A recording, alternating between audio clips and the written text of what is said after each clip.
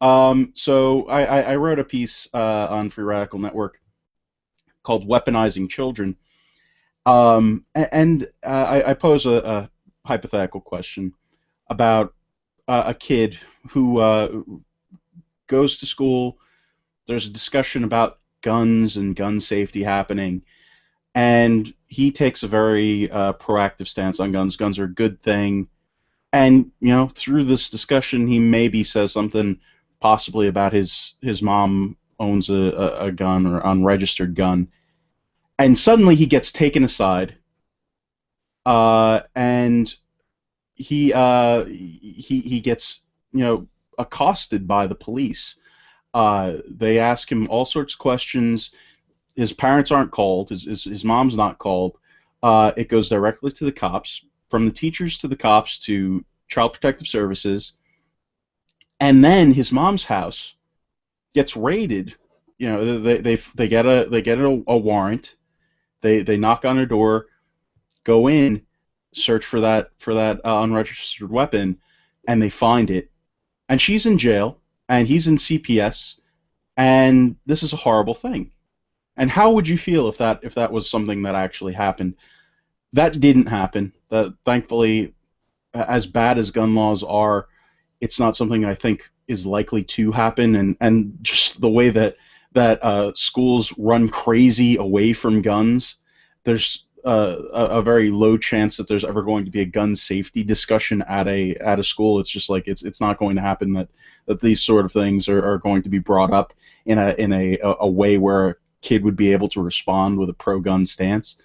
Um, Well, yeah, because everybody knows that guns are bad, so you don't even have to talk about it. There's no discussion needed. exactly. But what people don't know that is bad is that drugs are bad.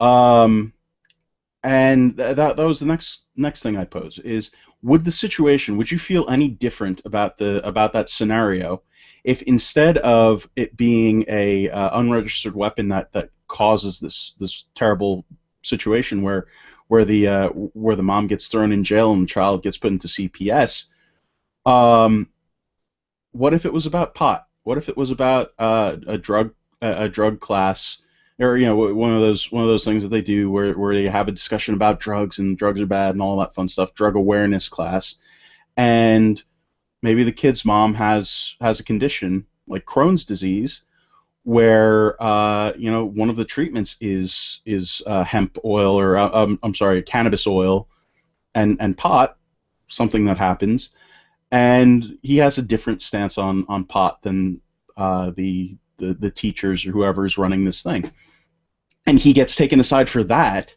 and then his mom's house gets searched for pot because the kid has a positive stance on pot. Is that something that you would be just as up in arms over, if you as you would be over a unregistered weapon somehow causing a problem? And I hope that you would be, because it's absolutely scary that this is something that could happen, and it actually did happen. It's something that did occur in Kansas, with Shauna Banda, I believe is her name. It's Shona Banda, Banda.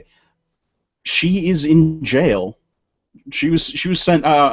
She might be out on bail. I'm not quite sure what the situation is right now, but she was sent to jail because her son talking about was defending her stance on pot in one of these classes, and that exactly what I said happened. He got pulled away because the teachers heard what he was saying, got pulled away, got interrogated by police, and the next thing that anybody hears, there's no communication to the parents at all. The police knock on his mom's door. They come back with a warrant that some judge apparently decided that something that an 11-year-old said is enough to get a warrant to search this woman's house. They search her house and they find a minuscule amount of pot and a minuscule amount of cannabis oil, which is consistent with somebody who's using it to treat their Crohn's disease, which she has. And he's still she's lost custody of her child. The greater issue is not the pot, and the fact that JD contrasted that with guns was a good start to, okay, this is the same scenario, different contraband, how do you feel about it? Because the issue was not the contraband. The issue was the weaponization of the children, the attempt to mine their lives for data that they could intervene on and bring the police into, that they could exert control over the family in this way. This is the same thing, and he makes this point that Communist China, Soviet Russia, those kind of places do. They take the children and they become snitches on the parents. Nazi Germany, this is a thing. This is a repressive control tactic that has been done. And I hope that what people take away from this piece is not what the contraband was, but rather the fact that the school intervened, used the statements of the child against the parents with the cooperation of the police in order to advance their agenda and their control over the family and ruin this family's lives. And instead of, even if the teacher wanted to freak out because the child said something, because teachers take themselves very seriously as acting, in loco parentis while the kid is at school, and wanting to be able to identify when children are in at-risk situations and all of that kind of thing. So I appreciate teachers being on the ball and looking out for and trying to kind of read into what children are saying. Even if the teacher hears the kid defending pot and thinking, oh, okay, maybe this is a kid of a drug addict, I better find out if the kid is actually getting daily baths and clean clothes and being cared for. What really bugs me is in so many of these stories about children at school, immediately the police are involved. We immediately escalate to a point where it has to be documented by the law. If your mom has a positive stance on marijuana, I'm pretty sure that's not a reason to take a kid away from a mother. I'm pretty sure that that's not how things should go. But the way that the teachers, the way that the school, whatever, have defined danger to this low threshold, I mean, it creates this scenario. This is so disgusting and so scary to me. I mean, we just went through what just happened in Indiana with RFRA. Can you imagine if that was something that happened?